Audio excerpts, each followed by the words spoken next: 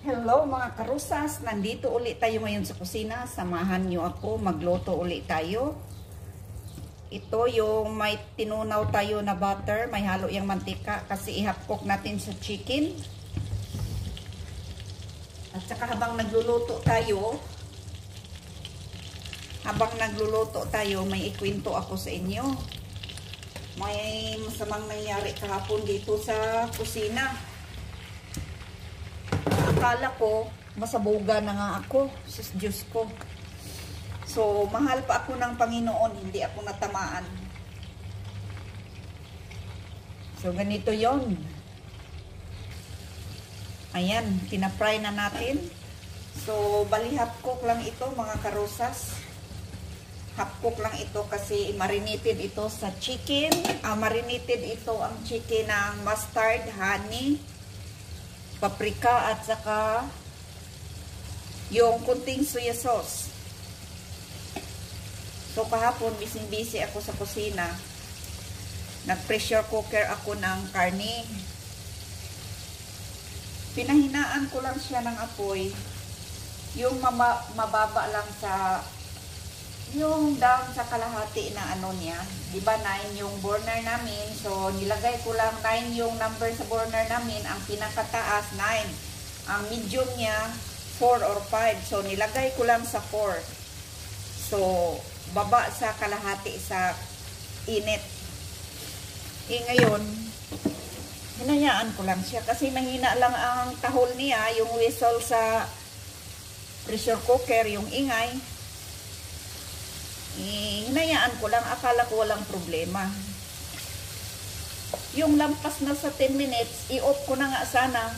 Kulang na lang 2 minutes para mag 12 minutes. I-off ko nga sana. Pumunta muna ako sa refrigerator. Kumuha ako ng malamig na tubig kasi iinom ako.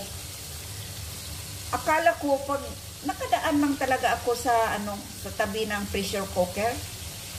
Yung pagdaan ko, nakarating na ako sa may refrigerator. May sumabog. Ang lakas. Akala ko may pumutok sa labas, may nag-away. May sumabog, ang lakas. Hindi ko tinignan kaagad, tuloy kong binuksan yung refrigerator kasi nakatalikod ako. Tapos paglingon ko, Diyos ko, buroy, nagsinglabasan na yung mga tubig sa pressure cooker. Hindi siya tumalsik kasi medyo mabigat yung takip sa pressure cooker. Basta nagsinglabasan ng tubig. Ang lakas talaga ng sabog. Saka yung mga tabi-tabi dito sa kusina, ang dami kong trabaho. Lahat umaapaw dito sa oven. Yung oven pa naman namin is electric flat. Dali-dali ko ino-off. Akala ko mag-crack. Akala ko nga nasira yung oven namin. Kasi sobrang init yun. Sa tabi, may nagkaon din ang burner. Akala ko dali-dali ako nag-off. Talagang dandahan ako lumapit. Bigla kong ino-off. Tapos umatras ako kasi takot ako baka sumabog ulit. Ito, sa awa ng Diyos, hinayaan ko lang siya na umaapaw yung tubig. Hindi ko talaga ginalaw kasi pag gagalawin ko yun, baka mamaya masabugan ako ulit. So, hinayaan ko lang yung tubig, yung palibot, nilagyan ko lang ng towel. Tapos manghihina ako. Swerte talaga. Mahal pa ako ni Lord, hindi ako nasabugan. Ayan. So, baliktarin na natin. Kasi balihap cook lang ito. Diyos ko, nanghihina ako. Sabi ko sa amo ko, ayoko nang gumamit ng pressure cooker, amo. Kailangan bumili tayo ng bago. Wala namang problema yung pressure cooker. Ilang bisis ko naman yung ginamit. Iwan ko anong nangyari. Siguro may nagkamali ako pagsara. Hindi masyadong nasara maayos. O may problema ba? Kulang ba sa tubig? So, salamat kay Lord. Ligtas pa ako. Hindi ako natamaan.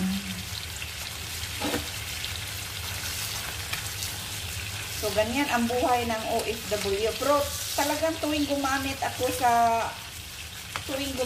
ng pressure cooker, talagang nag-iingat ako. Iiwan ko kahapon, talagang hindi ko akalain na magsabog. Buti nga, medyo mahina lang yung apoy. Ayan, pwede na ito. Bali half cook na ito. So, magmarinate na tayo. So, dito tayo mag-mix ng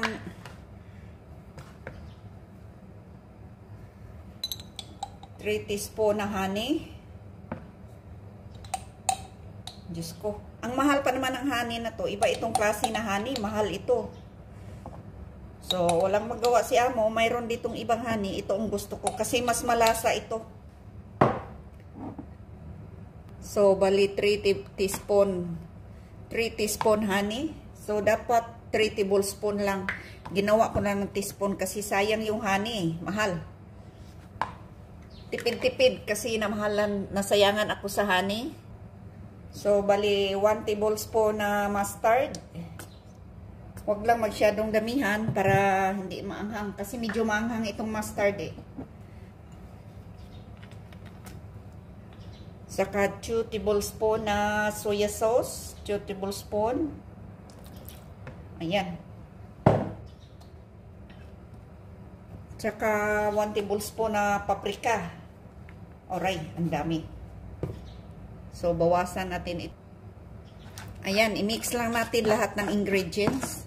Pero yung manok ko, may asin na yan. So, hindi na tayo kailangan magdagdag ng asin kasi may soya sauce din. Baka mapaalat.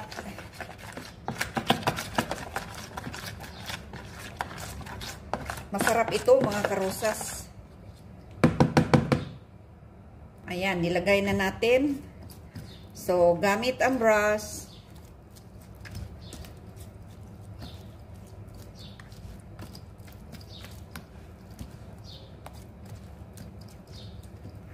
Ayan. So, kailangan ma-mix ng maayos. Masarap ito mga karosas. So, baliktarin muna natin. Malinis itong kamay ko mga karosas. Dito lang ako sa kusina. Wala akong ibang hinahawakan.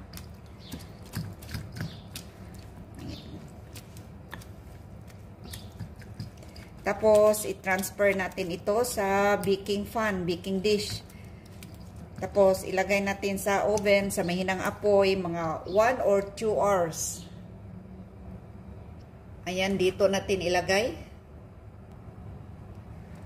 So, kailangan talaga maganda yung pagkapahid. Kasi para mag-absorb yung lasa. Ilagay muna natin sa ref ito mga 30 minutes.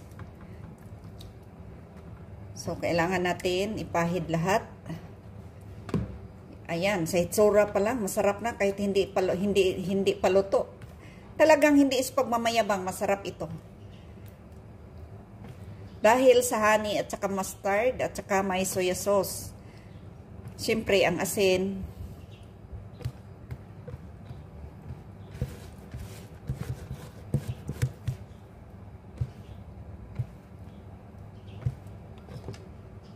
Ayan, ready to bake na mga karosas. So, takpan natin ang aluminum. Ilagay muna natin sa refrigerator sandali. Ayan. Ito na. Lagay muna natin sa refrigerator. Tapos, after 30 minutes, pwede na natin lutuin. Ipakita ko sa inyo mamaya. Hello mga karusas. Kain tayo ng chicken in the oven. Roast chicken. Ayan. Ang sarap.